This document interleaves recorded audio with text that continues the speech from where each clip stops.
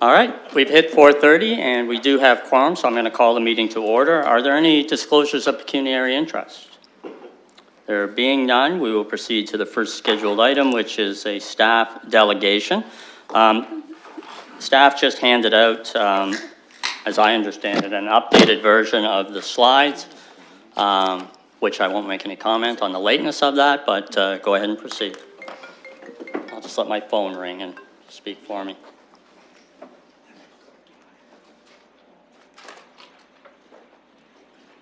All right, good afternoon. Thank you through the chair and through the working group. So we did provide some updated handouts of the slides, and basically what we've done is over the course of the week since we provided the original version for the website on the city's meetings council, is we've been dry running it with a number of people, including some of our stakeholders, and we got some really great feedback on how to best tell the story of some of the options that we're going to run through today. And so I think that we've been working to make sure that we deliver the information as clearly as possible, and so we've just made some changes in the order of how we present the information. So I'll drive right into it. So for today's working group project update, we'll be providing a quick update on our ongoing consultation. We'll also be giving an update on some of the technical work that's underway, but the bulk of our time is going to be spent on a presentation that will provide a preview of the Richmond North design options, which we'll be presenting at our PIC in December.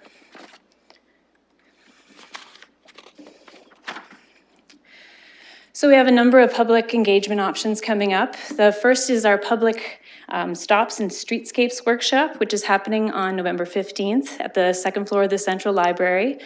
I'll give you an update on Stakeholder Week Part 2, which is happening the third week of November, and then also give you some updates on our public information centers that will be hosting the week of December 11th.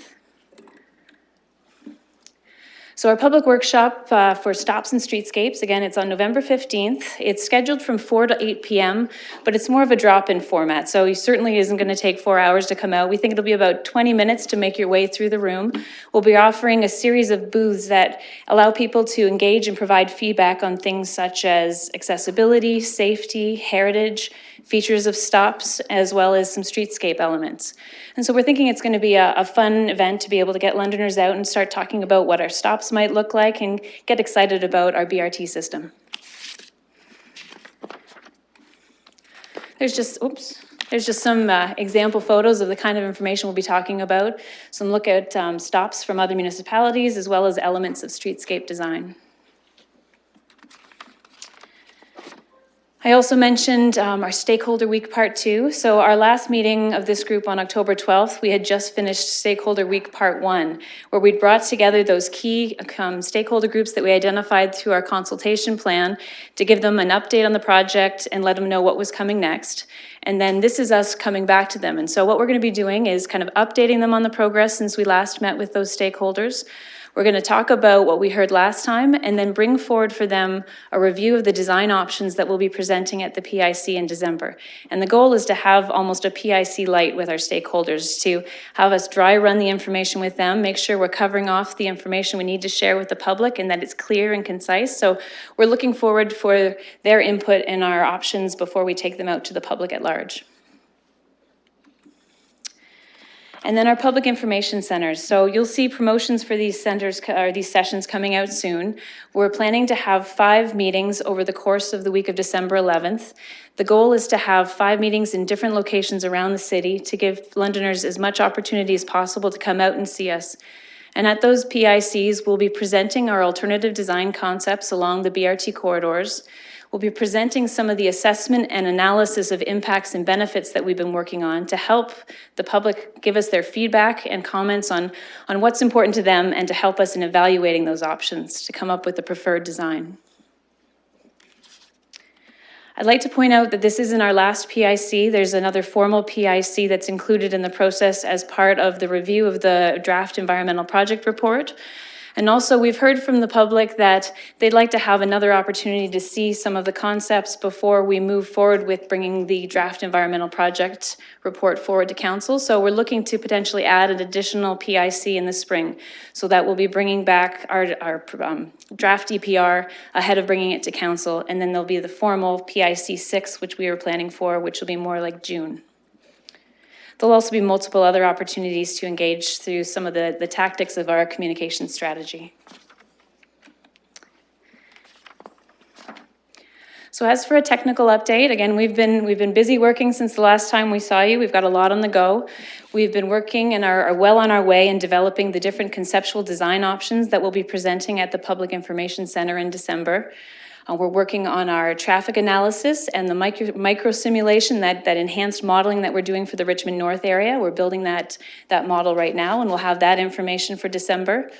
We're also looking at ongoing structural analysis of some of the bridges that we cross through our BIT corridors. We have ongoing natural and cultural heritage assessments. We're working on utilities coordination, and that's something that's been ongoing for a number of years, and we're continuing to push that forward. And we're also advancing rapid transit stop design concepts. And a lot of the input that we get from the public at next week's workshop is going to help us to do that. So the Rapid Transit Master Plan had identified 9 key focus areas, and these are the areas that we wanted to be able to develop more fleshed out options to present in December at the PIC. Those are the 9 areas that we're creating more detailed options, but we're also looking at design concepts and options along all 24 kilometers of the BRT corridors. And then the enhanced modeling. I thought I'd maybe spend a bit of time explaining what we're doing with that enhanced modeling. So again, we heard during the master plan stage that there was concern from residents in the Richmond North area that if we made changes to the Richmond Street alignment or layout, that we would potentially result in diversion of traffic into the neighboring streets. So that was a concern we heard loud and clear. And so what we've included as part of our project plan is to do enhanced modeling of that area. And so I brought these slides forward to kind of give you an understanding of the area that we're modeling. We are doing traffic modeling for the full 24 kilometers, but we're having a special simulation model being built for just that Richmond North area. And it looks at the larger area, which encompasses Western Road all the way over to Adelaide Street, and then up to Fanshawe and south of Oxford. So it looks at the larger network around the Richmond North neighborhood. And then it drives right down deep into the local neighborhood of Richmond North, and that's where that micro simulation model is going to really look at the detailed movements along Richmond North based on existing conditions, as well as each of the 4 design options that we're going to be presenting today. So at the PIC, we will have that information to be able to superimpose on the property impacts and all the other impacts and benefits of the 4 options to help Londoners weigh those different options and give us their feedback. From a coordination of utilities perspective, the alignment of different infrastructure needs will help us to maximize the benefit-cost ratio of the road disruptions that'll be coming forward. And so the city manages infrastructure coordination through a number of ways. We have our capital coordinating committee, which the C3 committee manages city-owned infrastructure and coordinates that. We have our Utilities Coordination Committee, which brings together not only our own internal infrastructure, public infrastructure, but also the 21 private organizations like Bell, Rogers, Hydro, and those other utilities. As part of the Rapid Transit Working Group, we have an offshoot of UCC that is specific for underground servicing coordination, as well as we're working with our internal divisions to coordinate our capital budgets to align work where we can. And our special technical advisory group, which is one of those key stakeholders we identified through our communications plan, also brings together, it's really sort of an expanded version of UCC focused specifically on our RT project. Going forward for construction, we'll be doing transportation demand management to make sure we're managing how traffic moves during construction, and also we'll have future communication strategies to help mitigate and manage the impacts of construction.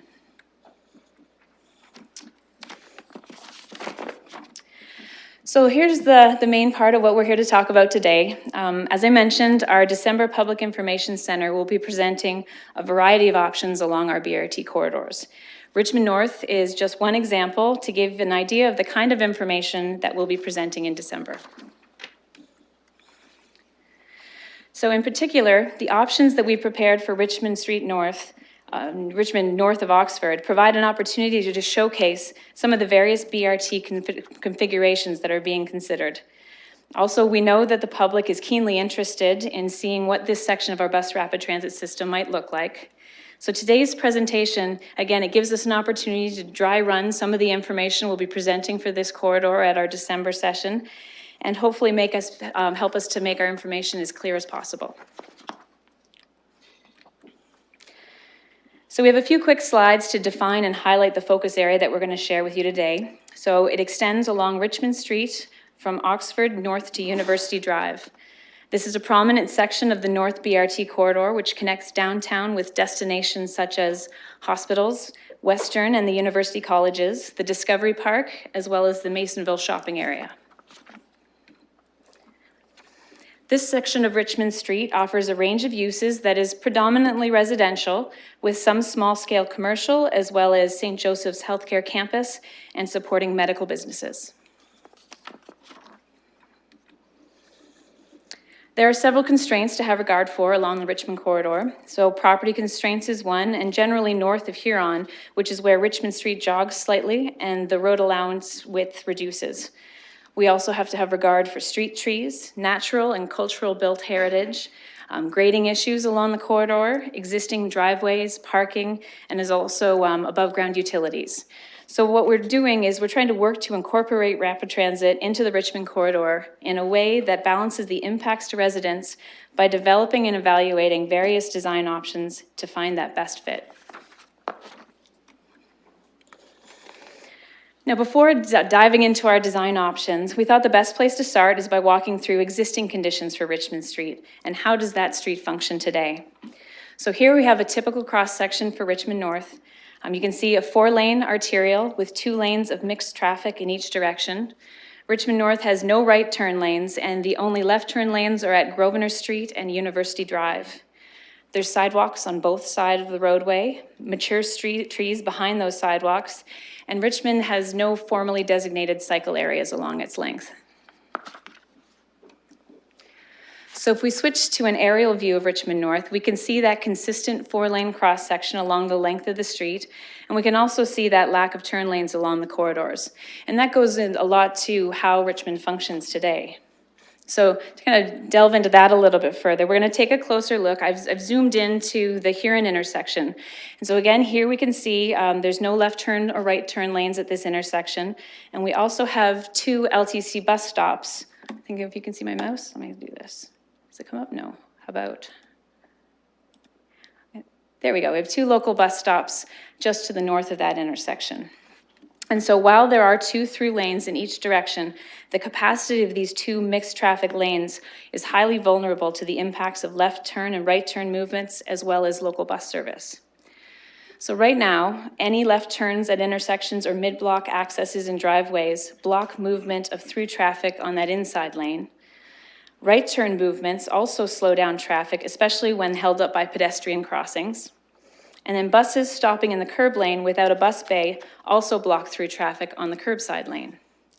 If we overlay these factors and look at them during the higher volume periods, Richmond North as it exists today isn't really working that well. Our project team has come up with 4 options for BRT design concepts along Richmond North. And today we're going to walk through those 4 options, provide some illustrative comparisons, and wrap up by summarizing some of the footprint-related impacts, including property impacts, tree impacts, cultural and built heritage impacts, traffic and impact benefits, and then also talk a little bit about some of the operations impacts and benefits. Again, we're going to start from the existing conditions, which we just touched on, and then we're going to build on that to go through each of the concepts. So first, we're going to walk through the existing plus the 4 concepts really slowly so we understand the difference between what those are. So starting with existing conditions, which we went through, again, no turn lane facilities and minimal left turns, just at Grosvenor and University. There's that cross-section that we saw a moment ago. And so moving forward, if we add rapid transit, our first option introduces 2 center-running dedicated BRT lanes, 1 northbound and 1 southbound. We're going to zoom into that so we can have a better look. So here we can see, this is an example of a typical mid-block cross-section for center-running BRT lanes. We can see that there's 2 dedicated bus lanes running down the center of the road, and those dedicated bus lanes are separated by a raised curb height median approximately 1.5 meters wide, and that restricts mid-block left turns and directs left turn movements to the next signalized intersection where there will be a priority left turn U-turn signal provided. This option also provides for 1 lane of northbound traffic and southbound through lane traffic for general traffic. And we can see the sidewalks are shown behind the curb. So that was our option 1, center running BRT lanes with 1 northbound and 1 southbound general traffic lane.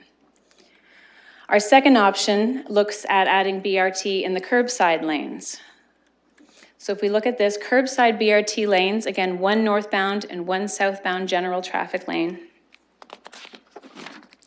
This option, again, as you can see, provides 1 northbound and 1 southbound general traffic lane, but this time it's located towards the center of the road and is separated instead by a raised median, this time by a center 2-way left turn lane that's 3 meters wide. And what this does is it allows for left turn movements to happen here at mid-blocks and at intersections so that those movements don't block that general through lane traffic. We can see that our buses are again running on the curbside in this option with the sidewalks behind. So that's curbside BRT lanes with 1 northbound and 1 southbound general traffic lane. For our third option, we're going back to center running, but now showing what the design option looks like with 2 lanes of general traffic, northbound and southbound. So here's a typical mid-block cross-section for center running BRT lanes with 2 northbound and 2 southbound general traffic lanes. So in this option, again, you've got the median running buses separated by the 1.5 meter raised median, similar to option 1. The difference being here now that we've added 2 3.5 meter wide general traffic through lanes. So we've got 2 northbound and 2 southbound general through lane traffic lanes and sidewalks to the outside. And then for our last option, we're going to curbside with 2 general lanes of traffic. So again, working from the outside in, we can see we've got our buses in the curb lane, our 2 northbound and 2 southbound general traffic lanes. And again, because we allow for mid-block left turn and intersection left turn movements, we have to provide for that 2-way center running left turn lane. And that's what allows left turn movements to happen mid-block without bogging down these 2 internal through lanes.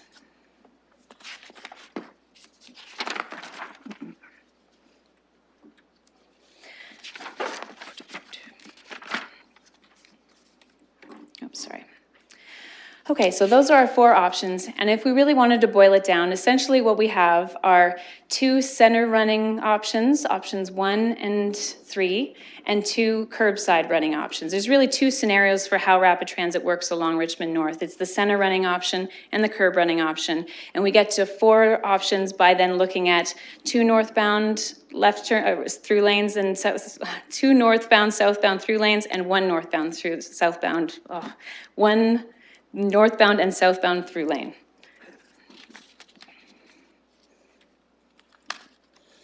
So now that we've reviewed all those different options, what we want to do is walk you through some comparisons to illustrate first how the different options will function. We're going to do that by describing the operation of first the center running BRT option, which is option 1. We're going to walk through how that works from both a rapid transit, a local transit, and a traffic perspective. And then we'll do the same for the curbside BRT option, so you can compare the difference between how those 2 scenarios function. Then we're going to move on to illustrate some of the differences in footprint and property impacts for the different options. So we'll compare center running versus curbside running BRT side by side so that we can look at those beside each other and compare some of the property impacts. And then lastly, we'll look at the footprint related impacts of going to 4 lanes of general traffic, 2 northbound, 2 southbound, under both the center running and the curb running scenarios.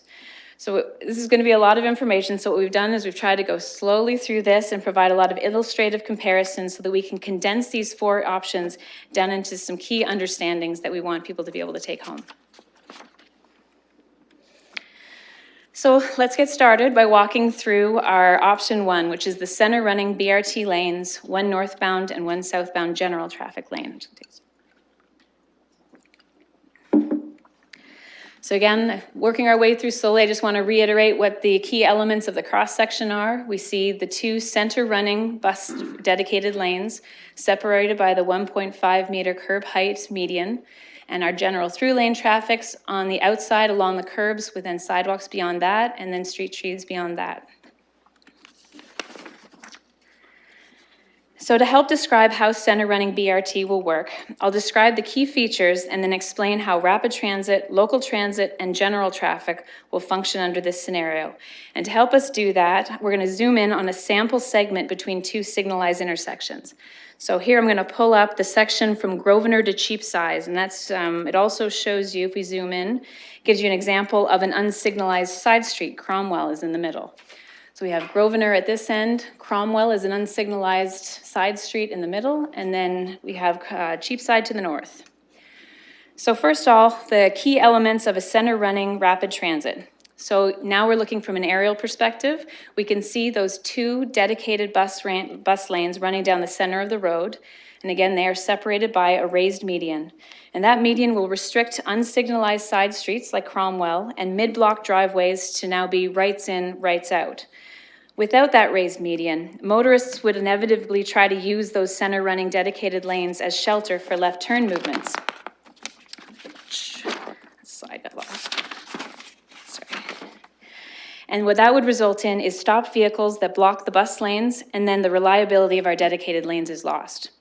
With BRT stops under the curb running scenario, those stops are located in the center of the road on sheltered platforms. We can see those here and here as an example at Grosvenor. When riders want to get to those stops, they use the signal at the intersection to cross to the protected platform and wait for their bus in the center.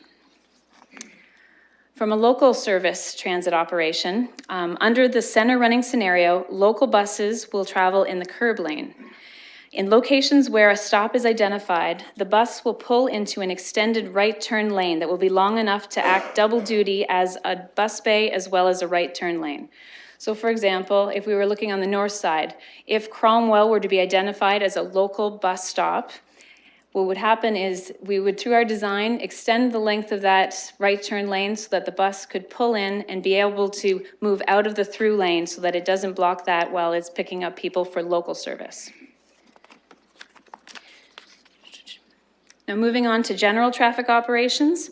Under the center running option, general traffic lanes will be signals will be provided for turning movements and turning lanes as well at all of the signalized intersections. You can see at both signalized intersections, left turn and right turn lanes are provided for general traffic. The left turn signal provides for protected left turn and U-turn movements to safely cross oncoming lanes of traffic or make U-turns if you're trying to reach a mid-block destination. So again, this left turn lane will be the opportunity for people to be able to make left turn movements with a safe, protected signal that allows them to either turn left into a side street or make a protected U-turn to come back and maybe access a driveway or a mid-block access. And part of this is that we've got, because of the dedicated lanes, it's not a tight U-turn. There's actually quite a bit of room to be able to make that movement. And again, it'll be on a protected signal so that they have control of the intersection to either turn left or make a U-turn movement. As you can see at Cromwell, here's an example of how we show that we will be providing right turn lanes at unsignalized intersections as well. And again, that's to allow the through lane traffic to be able to continue moving unrestricted. So what remains is a northbound and southbound general traffic lane that will be unencumbered by left turns, right turns, or local bus service. And therefore, it'll provide improved traffic capacity over what that same lane offers today. So what I thought I'd do is take a quick little breather and say that was option one. I know it was a lot of information. So what I'd like to then do is give us a chance to be able to take a breather before jumping into our next design option and maybe open it up to see if there are any quick technical questions for clarification on how the center running BRT system opens. I know the mayor has to leave at 5, so I'll let him go ahead, and that'll give you 5 minutes. Like you, wow, that was perfect. Thank you very much, Chair. Thank you for the presentation to this point. I think what I'd like you to do is spend a little bit more time talking about Richmond Street right now, because really a critical question we have to ask ourselves as we anticipate any of these changes is it really working? And what are the deficiencies? And I can tell you on an anecdotal basis, when I travel Richmond Street, particularly at 5 o'clock in the evening, it's pretty jammed up. And I think you've identified a couple of the reasons why that is, but I wonder if you could focus on that, please. Sure. I think moving forward, as I mentioned, some of the big constraints to the current 2 lanes of through traffic that we have is they're mixed use. So they have transit and general traffic moving in those. So transit stops on the curb lane can bog down traffic. We also have no left turn opportunities. So anytime anyone's making a left turn block, either mid-block or at an intersection, they're sitting there and then holding up the traffic from moving in that internal lane.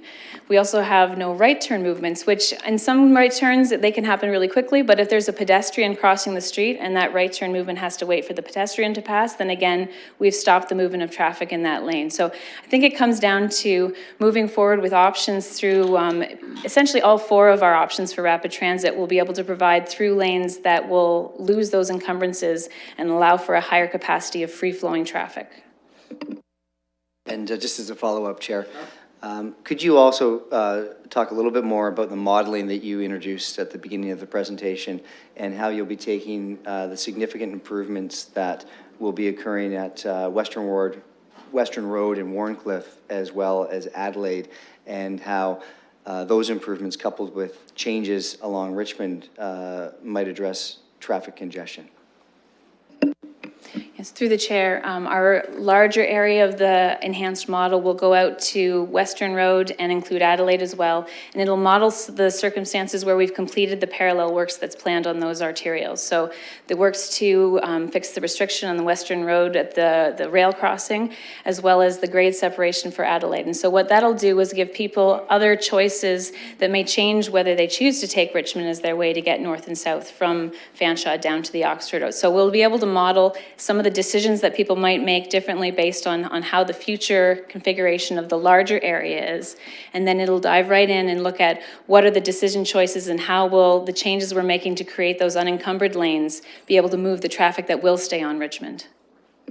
And just lastly, Chair, if I could, I think that's the critical message here, that Richmond in this section isn't working today. There are a number of deficiencies that can be addressed through any one of these designs. I think it's important that we listen to the public over the course of the next several weeks, and I'm very pleased to see that conversation will be in the context of other improvements that are occurring within the area. One of the things that we haven't talked about, but I'm sure will also be a part of this program, are the changes that we're making to our traffic lights, and that there is an intelligent design that can allow, again, for additional traffic to flow based on volumes. And I think that's the larger picture here. And the fact that there's some flexibility and a series of options that will be evaluated. And so thanks for the presentation, and I'm looking forward to reviewing the rest of it, and I know I'll let you know if I have any additional questions. Thank you. Thank you, Mr. Mayor. Commissioner Southern? I was just wondering if there was any consideration put into doing a design with bike lanes and things like that to get multimodal use of the environment. And I do know, I understand that there's the bike lanes on the parkway, but that's not really effective for those that live in that North London area trying to go to Western and use their bike, right? And so I'm just wondering why that was excluded from this. Yes, through the chair. Most of the areas along the RT corridors where we're including and accounting for bike lanes are in keeping with the London on Bikes master plan. And so in that case, we're trying to be consistent in those areas and account for it there. In this particular area as well, adding bike lanes just adds to our property needs and the impacts along the corridor. And Richmond North is also a grid network, which is very conducive for mobility from that perspective. And I think there's lots of other options for people on bikes to be able to use some of the parallel streets as well. So I think for those reasons combined, at this point, we weren't including that as one of the options for this particular area of the rapid transit network.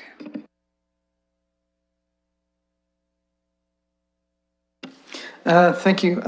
So, Ms. Ramsey, just for clarification, the purple are the bus stops, and the green, that's just plantings. It's kind of a dead space to allow for the U-turns, right? To make to widen it so the U-turn can go.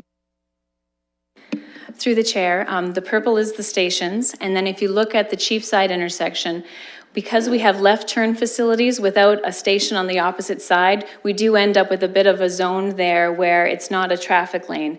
We'll be having an opportunity for plantings, but we need to make sure that the through lanes pass through the intersection in a straight line. And so again, when we don't have something on the opposite side of that left turn lane, it becomes an opportunity for maybe planting or green space. Thank you. And the next question I had for you is about the buses themselves. So we're going to be traveling from Masonville all the way to Fanshawe on this route. And I think that some of the stops will for sure be curbside along there. And I'm wondering how the buses would work with both curbside and center running lanes. So for the center running option, the BRT buses will use the dedicated lanes in the center of the road, and the local service buses will use the through lane traffic, but then pull out of general traffic into a bay or a right turn lane to be able to pick up people curbside for local stops without encumbering that through lane of traffic. Okay, sorry, I guess I just wasn't clear. Are there places along the route where the rapid transit buses will be curbside? Through the chair, for the center running option, the dedicated bus lanes will be where the bus rapid transit buses are. They will always be then. They don't leave that. And there are some circumstances in other scenarios where local service could use those, and I'll talk about that with the next option. But for center running, the dedicated lanes are for the bus rapid transit. Okay, I'm Do you- sorry. Can, Do you have another question? You've asked 3 questions, so I just want to know how many questions you have right now. No, I'm sorry, I've asked 2 questions, but I thought you asked haven't got 3. an answer that I understand. So, Okay, can you wait until I'm finished, though? Yes. How many more questions do you have? Well, I only have the 2 questions. But you're not getting what you want? Yes, it's. Okay, go ahead. It's simply about one is, I think our buses, I believe our buses at some point through that entire route will end up on curbside. And so if they're both on curbside and on center lane, how do the buses deal? Where do the doors go on a bus that's trying to deal with both? Through the chair, I think Mr. Soldo would like to take a stab at this one. Thank you, through the chair, to the councillor. What I believe you're speaking to is there will be a transition at some point, potentially, from curbside running to the center lane running. So that is really the purpose of what we're doing today.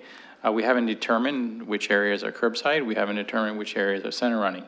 But if there was to be a difference in terms of one section being curbside and one section being center running, there would be a transition most likely at a signal where they can get through or at a major turn. In terms of the buses, which you had asked about, it would be no different. And the buses, the configuration of the stations, either in the curbside or in the center running, would be exactly the same. You can always ask more questions later. Commissioner Shepherd? Thank you. Through the chair, I think one of the biggest new aspects of this is going to be this protected left turn. It's very new for London. So I just would like you please to tell us a little bit about how common this is in other cities, because if it's new for us, it's not new for everybody. So I will take a stab at that first. In terms of protected left turn lanes, we actually do have quite a few of them, and across the city at signalized intersections. It's simply a phase which allows left turners to proceed before the other traffic. So there is a bit of an education piece along here where people will get to understand that they'll be able to utilize them. I guess the biggest key here is if it was to be center lane running, it's related to the U-turns themselves and how that would work. And these are designed to allow for that U-turn at these locations, and you would do that during that protected phase. Yeah, I did not ask my question very carefully. I actually did mean the protected U-turn, and that's very new for London. And so I'm curious to know if you're able to describe to us a little bit how common this is in other cities, because it's a big step for us, I think, and probably works fine in other places, but I don't know. Through the chair, that's correct. In other municipalities in particular where they have rapid transit, it's common, even in some locations where they don't have rapid transit, they allow for U-turns during protected phases, just given that there could be median access control along the various sections. So we do allow for U-turns in some locations in the city. They're not during a protected phase, but there will be some education related to that for Londoners.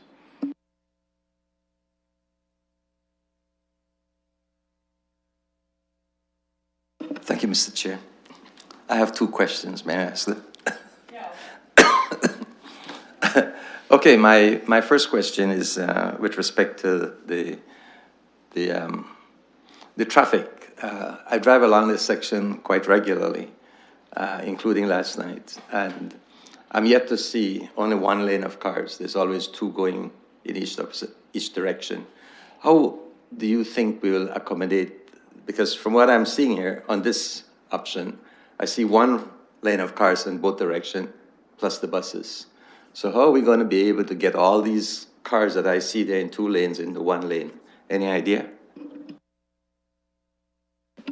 Through the chair, that's what we want to demonstrate through the modeling that we're working on. So by looking at different choices that drivers might make with Western Road and Warncliffe and Adelaide, and some that will still choose to use Richmond, and then modeling the new system and how it works with the left turn, right turn lanes and not being encumbered by existing buses. So that's why our modeling is modeling how the existing lanes work today with those scenarios, and then comparing that against our four options so that we'll show Londoners exactly what's being carried through the capacity of the road today and how it changes with each of the four options.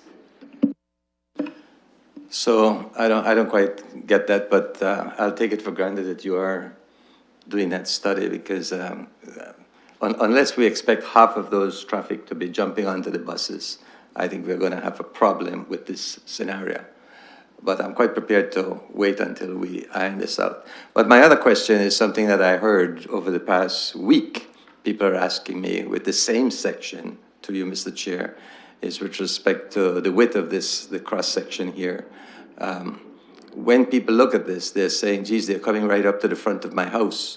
And is that going to be another situation like we had in Adelaide, where the road is coming right up to the house, the front of the house? Because I look on this and I'm not sure exactly where the curb is today with respect to where we are putting it out now, but it certainly looks a lot wider. So it must be that we're taking up a lot of those front yards. Could you help me appreciate that a little bit more? Through the chair, if we could potentially park that question, some of the later slides are going to get specifically into answering those questions about property impacts. Good enough for me, thanks. Through you, Mr. Chair. How many stops are on Richmond Street now? How many local stops, Mr. Ford, would you know? I know I'm putting you on the spot. To Mr. Chair, we have provided that information to. Sorry? We have to go to the chair. We've provided that information on. It depends on what section you're talking about. In Richmond North, there's not that many local stops in that area. And one of the things they're looking at is providing those right turns if we need to stay on that section. We may, if depending on how we operate, we may use the rapid transit corridor if we're just traveling between areas.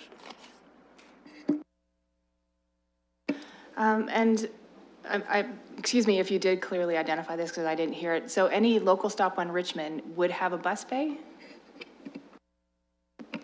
So through the chair, where we will identify that there will continue to be a local bus stop on Richmond, it will have a bus bay that gets it out of the through-lane traffic. One more question. I won't go over three.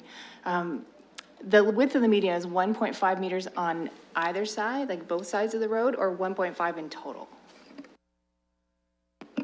Through the chair, the median is 1.5 total, and that's the space that is between the two center-running bus dedicated lanes.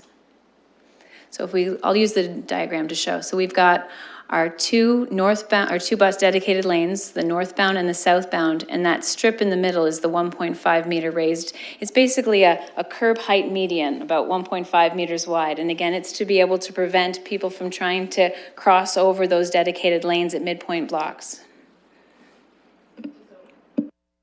Sorry, just so people are clear, it's not meant for standing on, it's just for separation purposes only, right? Thank you, through the chair. It's similar to what you would see out there today. It's where the traffic poles would sit. Potentially the street lighting would also be along there. It's only meant to provide for those utilities. It's not meant for pedestrians.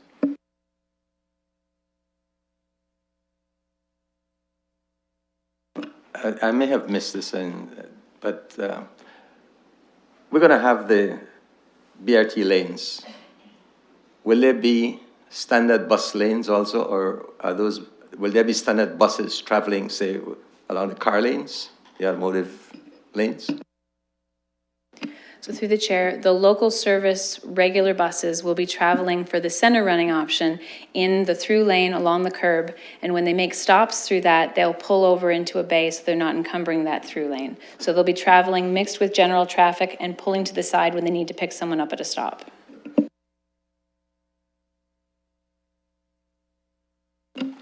Thank you very much. So my question is, why 1.5 meters? It seems we could have an obstacle that wouldn't be that wide. So why are we using that much space? Thank you, through the chair to the councillor. That is the standard width. If you go to any roadway at any intersection that we currently have, you need the clearance from the roadway for things like street lights, the traffic poles, all of those. So that's really the requirements, that 1.5 meters to accommodate all that infrastructure that will be there.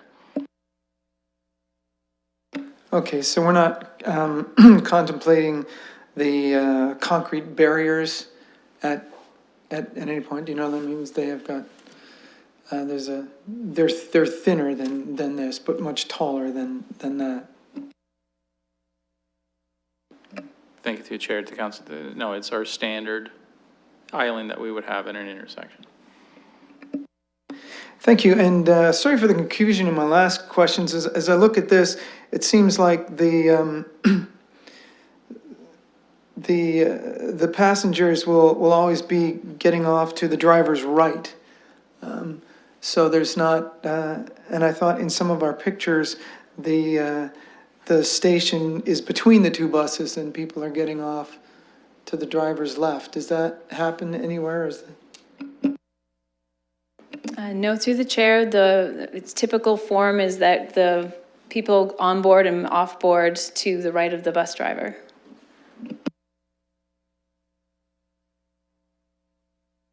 I'll ask it from here, and if somebody gets upset at me, I'm sure they'll let me know.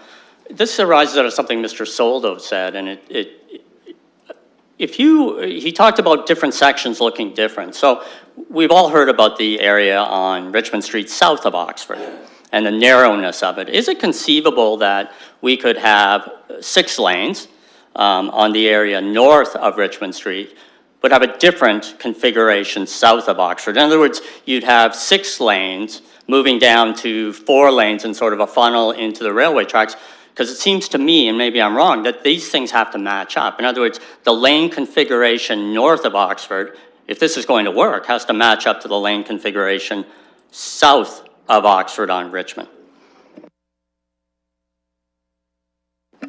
Thank you to the chair. Depending on the situation, the cross-section could be different. Some areas we'd be looking at potentially doing widening. Some areas, given the constraints, we would do the conversion of lanes. So the key is that at intersections where they transition from one to another is to ensure that you have continuity of traffic. So it could actually be different north of Oxford and south of Oxford. Okay, I just want to be crystal clear on this. So we could have a situation where you have 6 lanes of traffic north of Oxford Street on Richmond, and then south of Oxford you could have just 4 lanes. That's possible depending on what gets decided? That's correct. Thank you.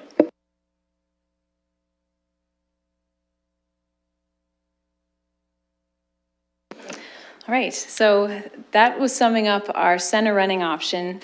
And so what I wanted to do now is to compare that against the curb running option. So before we do that, just summing up some of those key points about center running. Center running BRT, again, provides for truly dedicated rapid transit lanes that support that service reliability. Left turn movements are consolidated at signalized intersections to provide protected, safe turns across oncoming traffic, and local service will continue to run along the curbside using bus bays lanes to avoid bogging down through lane traffic. So those are some of our key take-homes about the center running. So moving on, we're going to now look at curbside running BRT lanes using our option 2, which is one northbound and one southbound general traffic lane. So walking us through the cross-section at mid-block again, we see on the curbside lanes, that is where our dedicated bus lanes will travel. Moving inward from there, we have a northbound and a southbound general through lane.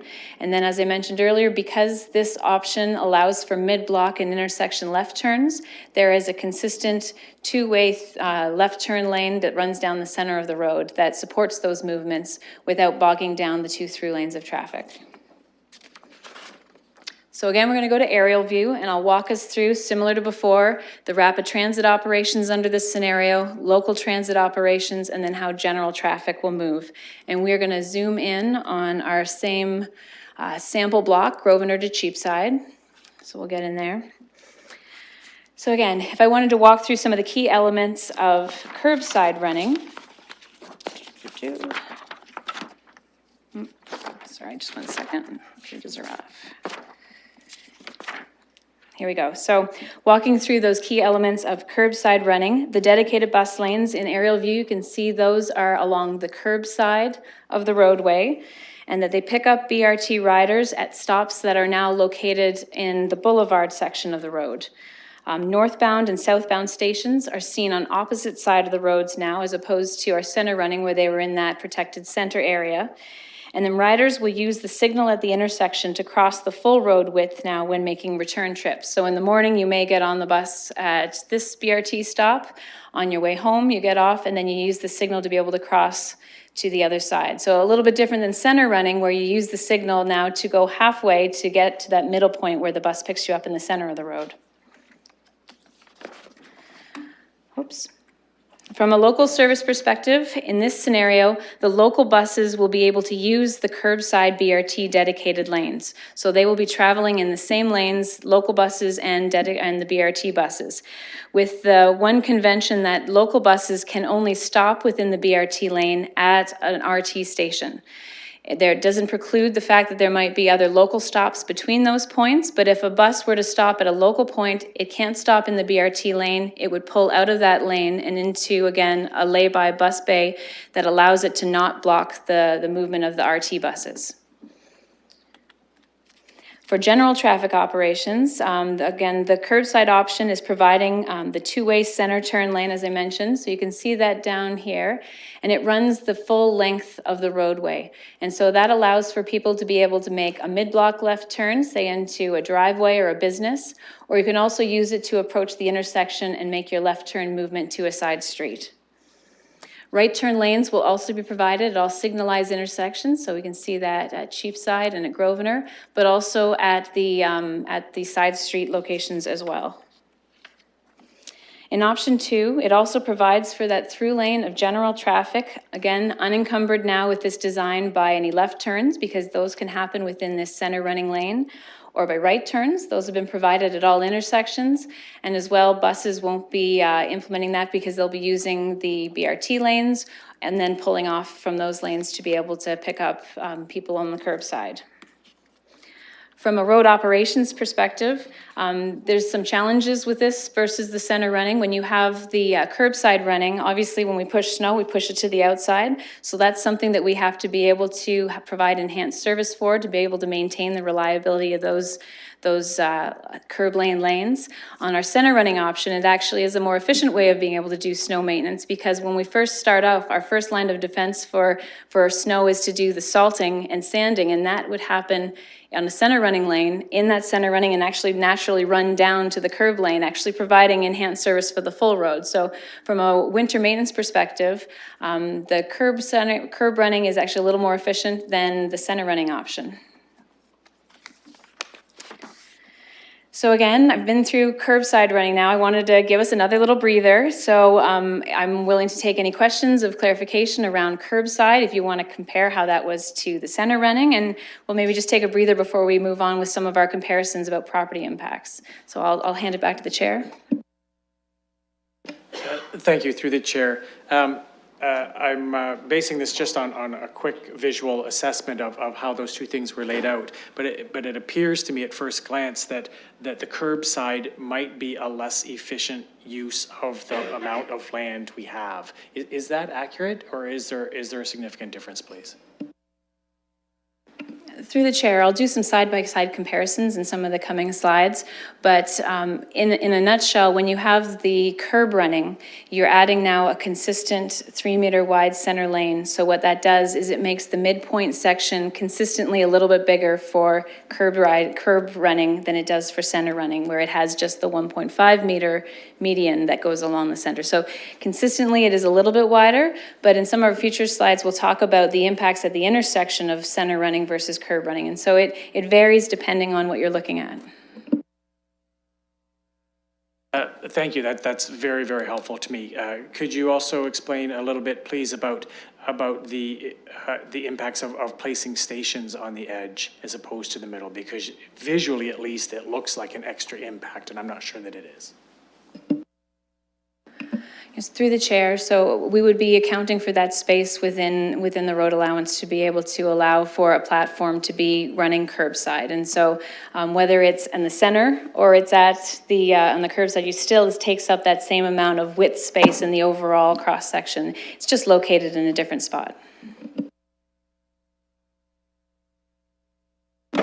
Thank you very much.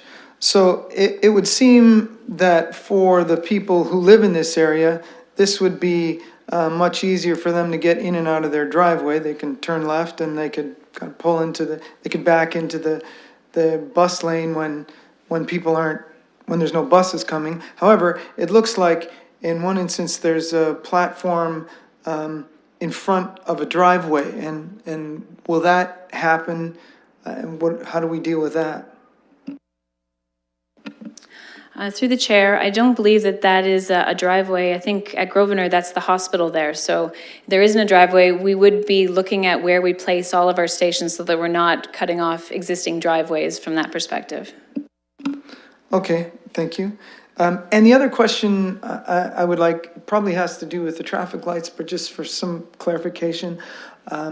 When a motorist wants to turn right, and the bus wants to move through, is there anything that happens to the light there, or do we have to be looking back to be really careful about the buses that might be coming straight?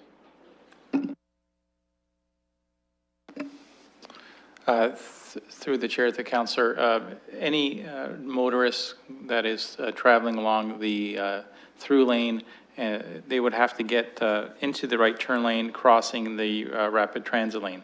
Hence, would be no different than any other operation. When you're turning from one lane to another, you'd have to do your shoulder check and get in there safely, and then keep going. And so it's really you're crossing 2 lanes of travel. If there's a bus in that direction in the way there, you would have to wait for the bus to go by.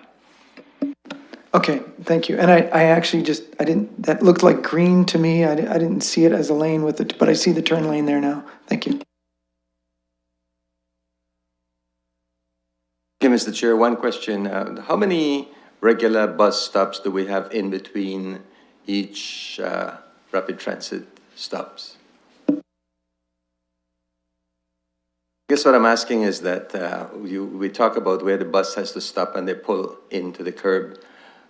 But right now we have about 5 bus stops in between what we call the baby rapid transit, the express buses. So is it going to be sort of the same thing? Because these rapid transit buses, they got a long distance in between stops, but you got the regular stops for the regular buses. So how many do you have in between each rapid transit?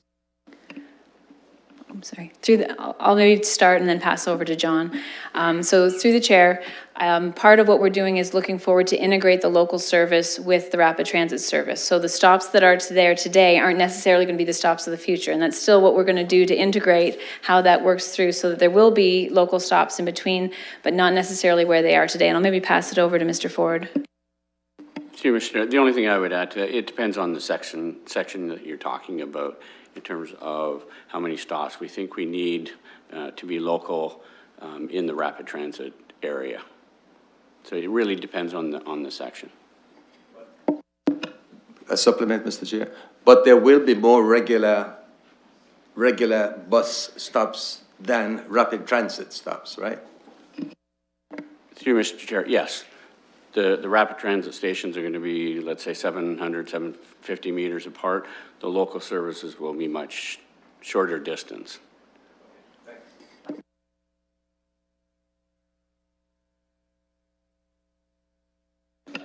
All right, thank you. So I'm continuing on, and before we move on, just again, summarizing the curbside BRT lane option. So again, curbside running BRT, again, it offers greater access to properties and side streets along the corridor by permitting those left turn movements at mid-block, but it requires the addition of a two-way left turn lane to support those left turn movements. Also, local service, as I mentioned, we were just talking about, can utilize the curbside dedicated lanes, but will only be able to stop at the BRT stops or pull into a right turn lane to not impede the BRT buses. And the curbside running BRT scenario, from a traffic safety perspective, is less ideal, as motorists will have to cross BRT lanes, both for left turn movements and U-turn, or both for left turn and right turn movements, versus the center running option, where they're able to have truly dedicated lanes and fewer options for potential conflicts. All right, so moving forward, so far we've compared center running BRT options, center running BRT lanes under option 1 against curbside BRT lanes under option 2.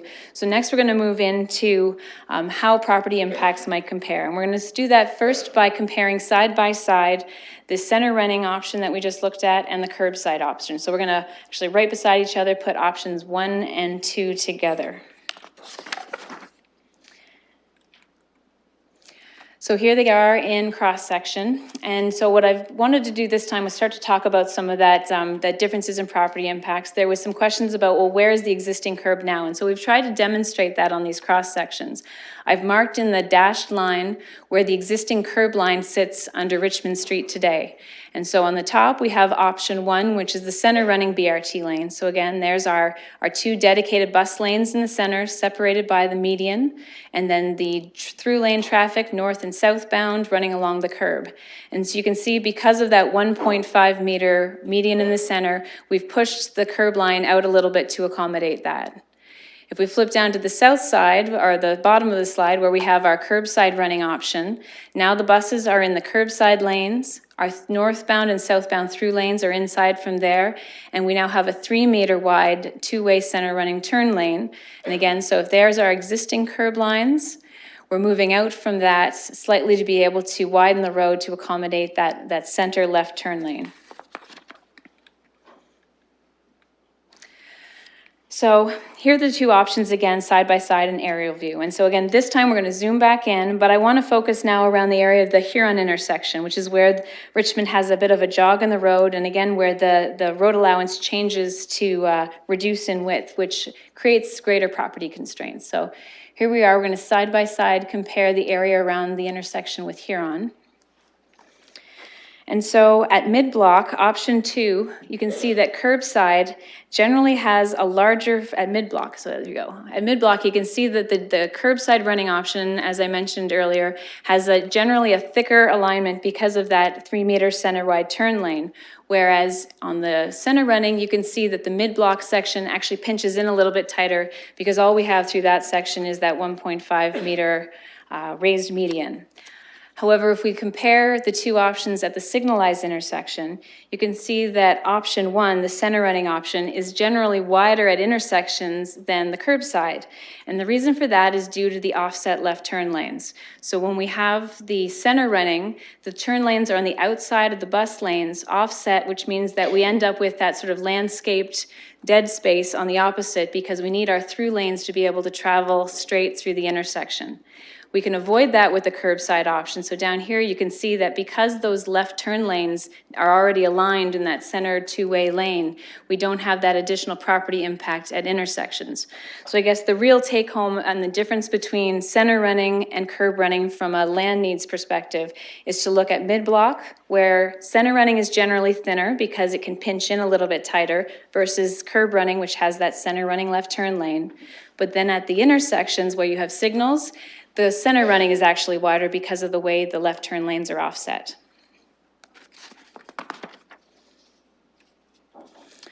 So those are some key messages about the differences in land needs for curb running versus center running. And so now we want to talk about how will property impacts change when we add the second lane of through lane traffic in both the north and the southbound direction.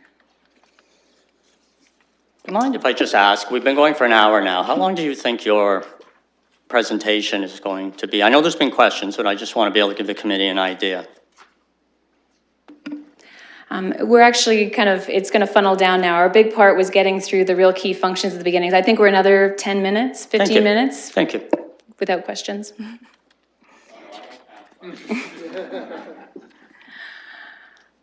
Okay, so now what we're doing is I'm going to do two side-by-side comparisons. First, for center running options, the one lane northbound, southbound versus the two lane northbound, southbound, so we can compare how those look in both cross-section view and then aerial.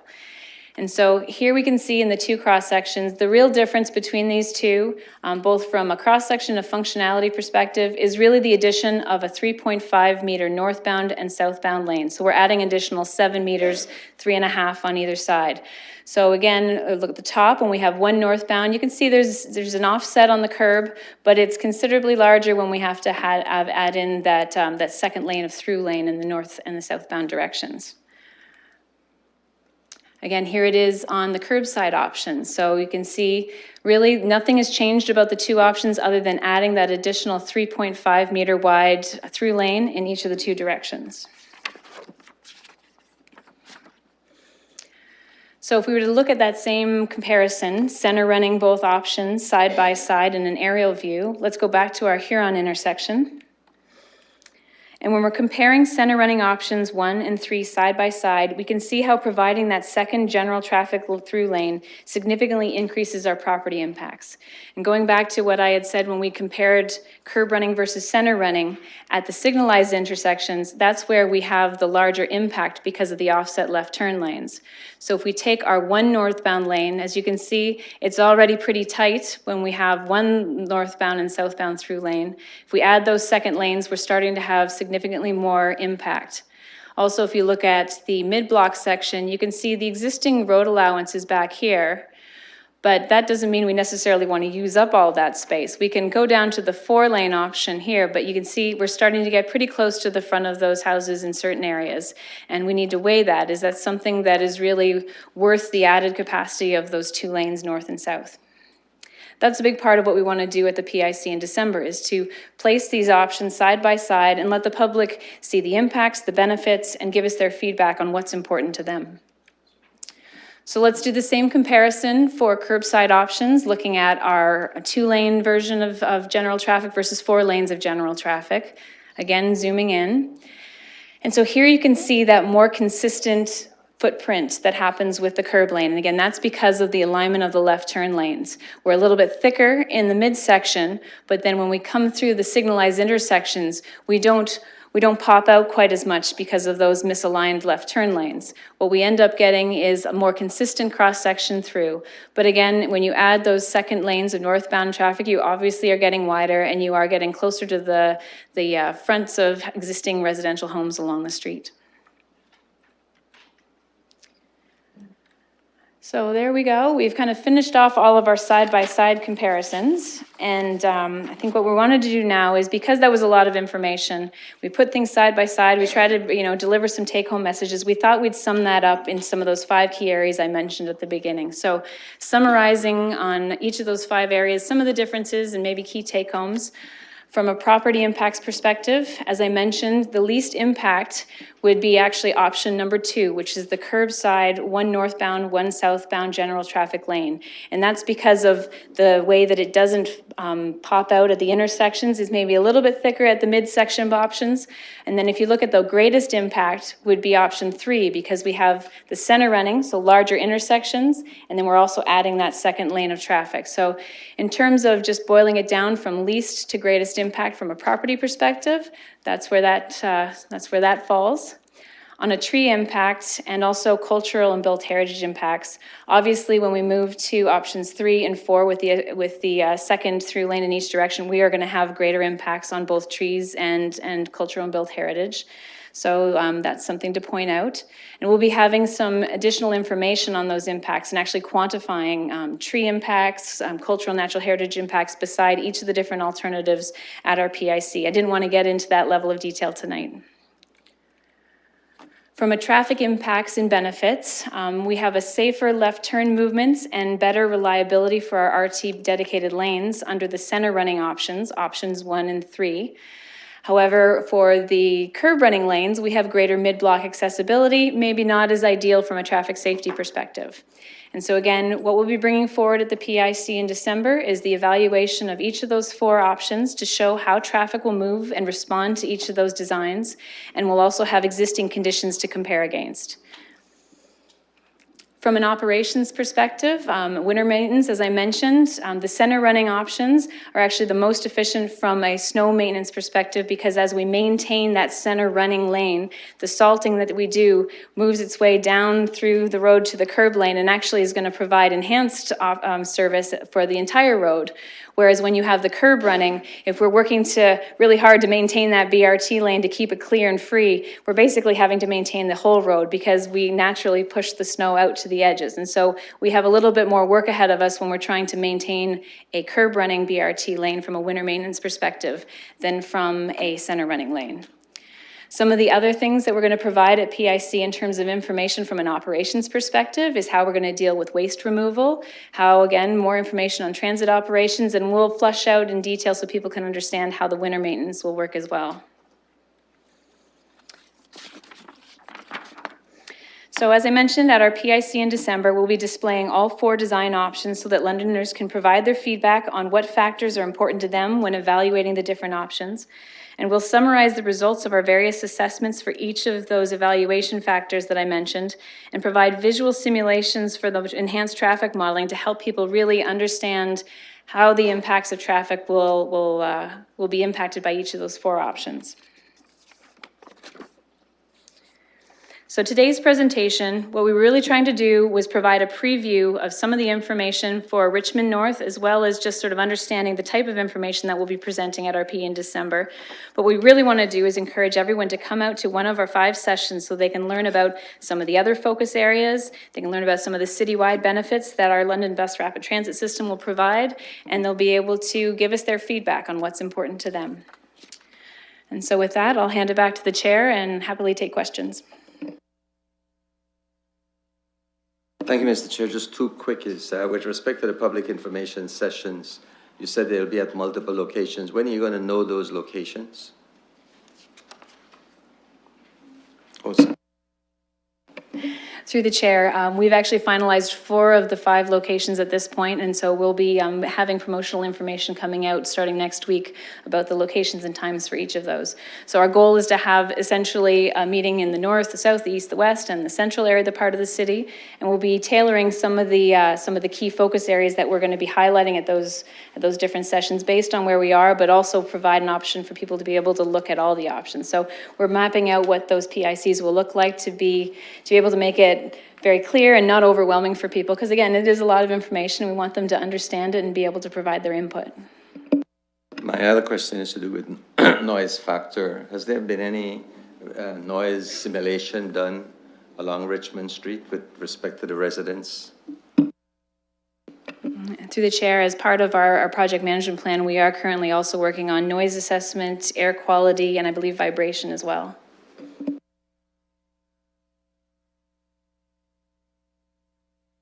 Thank you, Mr. Chair, and through you. At the beginning, the mayor was talking about how Richmond Street needed some solutions anyway. And my question through the chair to Ms. Ramsey or perhaps Mr. Soldo is, if we didn't do the BRT, which some people would prefer, what would we have to do anyway in order to deal with the traffic problems there? What kind of changes would likely happen anyway? Thank you, through the chair, to the councillor. To remedy some of the issues that have been identified here in terms of traffic and existing conditions, we would have to look at implementing potentially left turn lanes and right turn lanes throughout this corridor, having similar impacts. That there would have to be a separate environmental assessment because it isn't transit related, and that funding would have obviously be entirely at the city's expense. Thank you, but it looks like we would need road expansions anyway. Through the chair, definitely there would be what we call capacity improvements along the entire corridor. Good. Okay. Thank you. Just one more question, if I can. You touched on some of the other services. What would happen on if we chose option one with the center lane and the single lane of traffic? What would happen on garbage day in this along this route?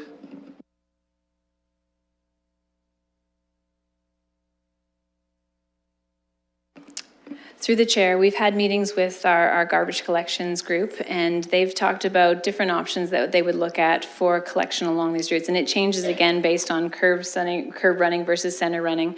And so I think we'd be looking at different options that would be tailored to how those work. So if we had the curbside running, we'd probably have to look at potentially off-peak hours to do garbage collection specific to the rapid transit corridors.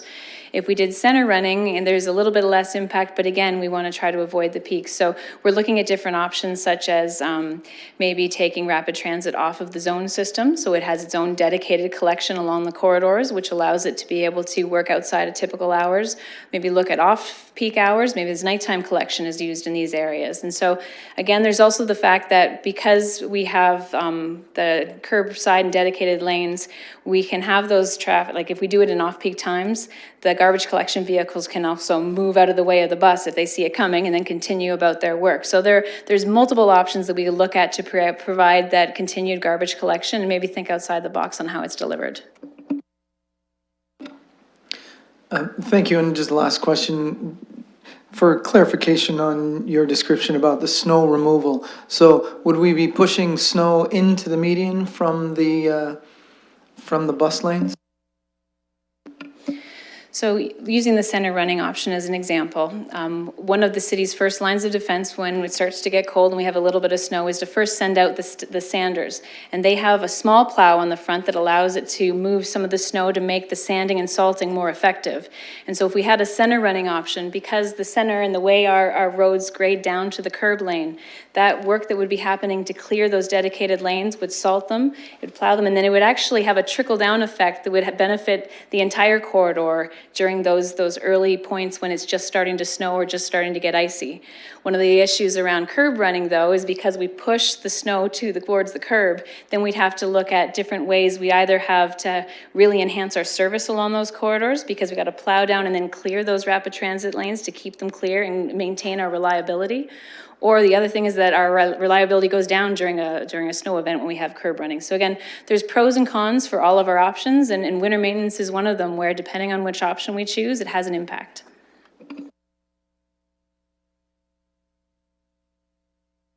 Thank you. I imagine there's some kind of standard ratio between like the capacity of a normal lane of traffic that doesn't have right turns and left turn lanes and one that does. And I wonder if you could just give us a sense of like how much additional capacity do you get when you add in left turn lanes and right turn lanes in general? Through the chair, I'll pass that off to our consultant to answer that. Through the chair to the councillor. And it varies on the amount of turning traffic. We do know if we have an unencumbered lane, like what's being proposed in a number of these scenarios, you can get up to 900 vehicles an hour along those lanes. While depending on the turning movements, traffic lanes, I have seen them drop down to 600 when you have all shared movements in it. So you know, you can talk about a 1/3 drop in capacity when you're mixing traffic, right turn, left turn lanes, and you don't have dedicated lanes. Once again, it depends on the volumes. So it's somewhere between 600 and 900 when you have encumbrance, and you can get 900 and sometimes even a little bit more when it's unencumbered, is what we see in a typical urban environment like this. It changes when you're in a rural cross section because speeds are higher and things are different, but in this sort of environment, that's what we typically see in an urban environment.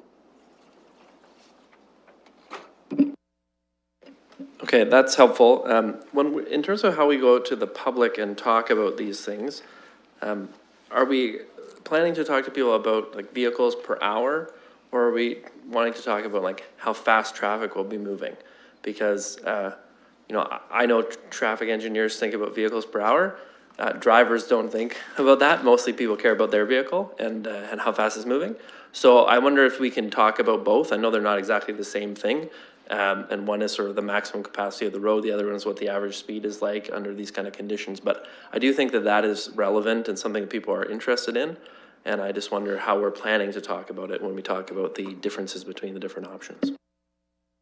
Through the chair, actually, we were just talking about that at our project team meeting today and how we need to find multiple ways of conveying the information. So one way would be through a video simulation of how those different options would work. We'd also like to be able to speak in terms of the change in impact, so the deltas, whether it's the change in the timeline, the change in the number of vehicles. And so trying to find out what will really be relevant and resonate with the public and give them the information in maybe more than one way. So, because everybody looks at things in a different way. So we don't want to just pick one way of trying to describe those impacts. We want to try to help explain it to all Londoners.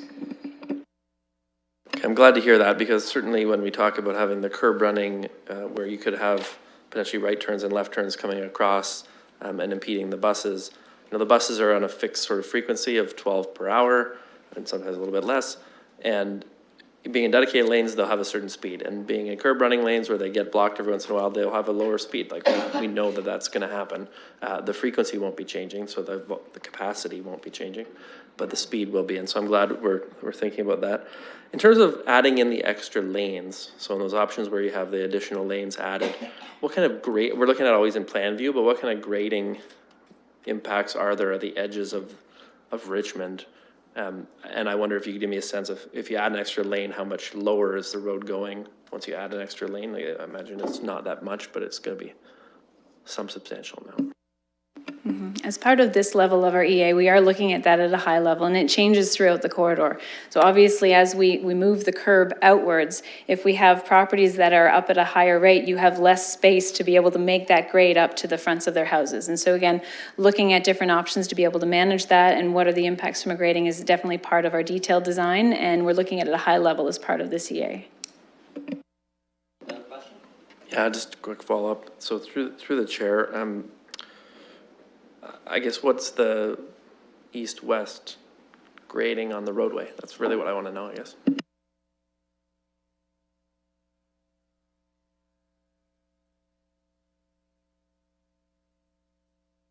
Through the chair to the councillor. In fact, through this section, we do have some grades climbing up from Oxford until we get to Grosvenor, and then we tend to have, there's some grades continuing to climb, but they're much less. In a number of areas, the properties tend to be a little bit higher than the roadway all the way up to Huron, and then at Huron they tend to be at the roadway level. So as we said, when we get into detailed design, there's a couple things we can play with. So what happens is the road is, as we mentioned, is we call it crowned, which is just really a technical jargon to say that the center line of the road is higher than the edges, because that's how we drain the water to the curbs, and that drains it out. So if we widen a road without changing the height of the center lines, it would actually kind of dip down. And because of the fact that the properties on the sides are a little bit higher, we'd probably look at actually increasing the height of the center line to better tie in. And if we'd had tie-in issues, then we'd also maybe have to look at some retaining walls. But this is really detailed design elements we'd be looking at. Along this portion, there's other portions where we do have significant grade areas. But here most of them, you know, at first glance, we don't see any major issues, but there could be some small retaining structures required. But that's really, we're going to refine the design to see, do we raise the profile of the road just slightly so we can tie back into properties with less impact? All of that's going to be part of the analysis.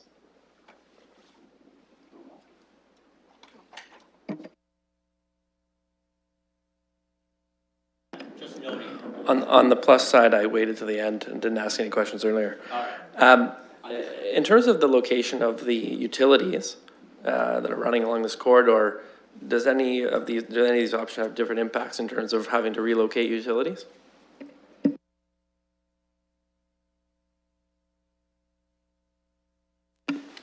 Again, through the chair to the councillor. What occurs here is there's two types of utilities. There's underground utilities and then there's above ground utilities.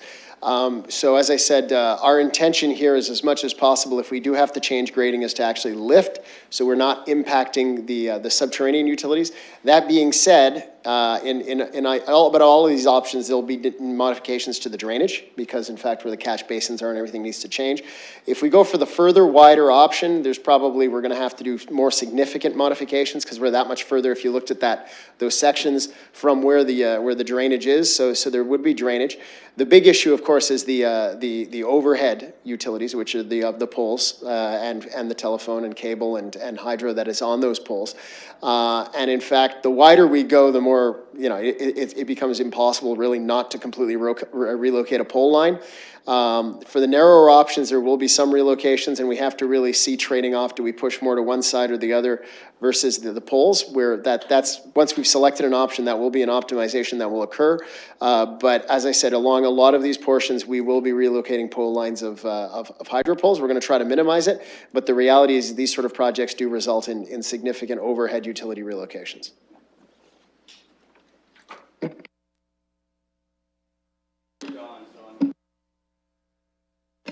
Thank you, through the chair. I just wanted to acknowledge how information dense this is, and to thank you for giving us your best optimized presentation to make it most understandable. I know that you've been doing that with stakeholders as you go, and I'm delighted that you're constantly optimizing it and making it as clear as you can as you go. And I would not have wanted to see a presentation that was not your best tonight. So thank you. Thank you very much. And this question through you to staff, we might go with option number 1 or 2, which is the less impact. But London's expected to grow, and we hope so. Is there going to be, at what point would we have to go back over and expand these lanes just to deal with a greater population? Through the chair, the modeling that we're doing is based on our growth projections out to the end of the life of the project, which is that growth projection of 77,000. So it is already accounting for the future growth that we'll be looking at. So we're not looking at comparing those options based on today. We're looking at based on our grown population. Okay, so then I guess my question is, do we need to go to the option 3 or 4 to accommodate that growth, or would we ever contemplate doing option 1 or 2 and then waiting a decade or 2 and then expanding it further to option 3 or 4? Yeah, and that's the reason why we're modeling all 4 options, is to be able to balance those. But I don't think the intention is to be coming in and going into this area twice in a short period of time. We want to make sure we're planning for the ultimate infrastructure that we need. And so looking at the impacts and how the traffic will be handled based on future growth projections, and then weighing that against the property impacts and the other pros and maybe impacts and benefits of the different options. So again, there's multiple factors that are all playing into us trying to pick what is the best fit for this corridor and for all the corridors of the rapid transit system.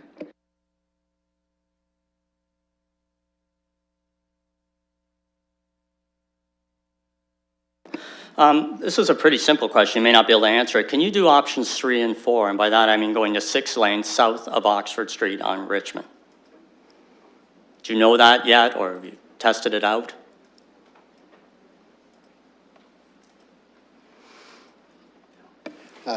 I guess through the chair, to the chair in this case. We did examine it, and I mean, the reality is as you know, as we say in engineering, we can do anything. It's really the impacts. South of Oxford Street, the impacts are extremely significant. If we go to 6, we're talking full expropriation of one side of the road would be the result. So it's very significant. Second question is, and this is more for my constituents, because I don't want to talk about the past, but in the past, I heard saying we went to meetings and we said what we said and we didn't really feel we were heard. How big an impact is what the public thinks, or how the public feels when they come to these meetings, going to have on the choice of the options? In other words, are they all neutral, save and except for public input, or are there engineering considerations? Through the chair, there are, of course, engineering considerations, but again, being able to present all 4 options helps us better understand that added layer of what's important to the public. So we need to weigh all of our evaluation criteria, which are pretty lengthy and looks at multiple aspects from an economics perspective, a cost, a benefit, traffic, all those different factors play in. And then what we'll be presenting in our final environmental project report is the preferred option based on weighing all those evaluation criteria. And engineering factors is one of them. It's part of it. Fair enough. My last question is a request, and it has to do with communications. There's a little bit of a prelude to this. I'm a councillor who relies on being contacted directly to learn things. And I had a public participation meeting, a public meeting, and I learned about the meetings in December. But I was on holiday last week, and when I came back, I was at the courthouse doing my day job, and one of my constituents came up to me and said, "What's going to happen at those meetings set for November 15th, Phil?" And I said, "I have no idea what you're talking about when it comes to a meeting on November 15th. I then learned when I came in yesterday that, in fact, there were meetings on November 15th that I was completely unaware of. So I guess what I'm looking for is an undertaking to use the abilities of councillors. In other words, I have an extensive list of contacts with my constituents. I like to let them know what's going on. I was able to notify them today. But I'd just like an undertaking that you will use me as a councillor for Ward 6 to communicate with my constituents, and you'll do that directly. Absolutely. Through the chair, we've been using the government relations master calendar of events to be able to, and in this particular case, we weren't aware of the protocol to be able to, in addition to that, send individual email notices out to the councillors. So as part of that, we've been made aware of that, and going forward, we will be following the communications protocol. For this particular event, we had started off by just using that master calendar.